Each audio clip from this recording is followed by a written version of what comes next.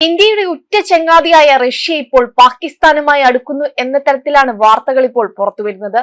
പാകിസ്ഥാനിലെ ഇസ്ലാമാബാദിൽ പള്ളിയിലുണ്ടായ ബോംബാക്രമണത്തെ ശക്തമായി അപലപിച്ച് Russian president Vladimir Putin രംഗത്തെത്തിയതോടെയാണ് ഇത്തരത്തിലുള്ള ചർച്ചകൾക്ക് തുടക്കമായത്. ആക്രമണത്തെ പ്രാകൃതമെന്ന് വിശേഷിപ്പിച്ച പുടിൻ ഭീകരവാദത്തിനെതിരെ പോരാടുന്നതിന് പാകിസ്ഥാന് പിന്തുണ വാഗ്ദാനം ചെയ്യുകയും ചെയ്തു.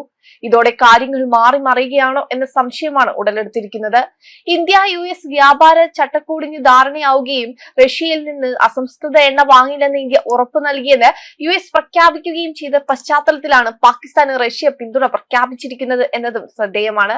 പാകിസ്ഥാൻ പ്രസിഡന്റ് ആസിഫ് അലി സർദാരിക്കും പ്രധാനമന്ത്രി ഷഹബാസ് ഷെരീഫിനും അയച്ച സന്ദേശങ്ങളിൽ പുടിൻ തന്റെ അനുശോചനം പങ്കുവയ്ക്കുകയും ആക്രമണത്തിന്റെ ഇരകളോടും രാഷ്ട്രത്തോടുമുള്ള ഐക്യദാർഢ്യം പ്രകടിപ്പിക്കുകയും ചെയ്തിട്ടുണ്ട്.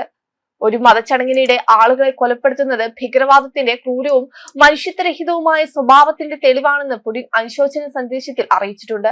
കൊല്ലപ്പെട്ടവരുടെ കുടുംബങ്ങൾക്കും സുഹൃത്തുക്കൾക്കും തന്റെ ആത്മാർത്ഥമായ അനുതാപവും പിന്തുണയും അറിയിക്കുന്നു. പരിക്കേറ്റവർ വേഗത്തിൽ സുഖം പ്രാപിക്കട്ടെ എന്നും അദ്ദേഹം പ്രശംസിച്ചിരുന്നു.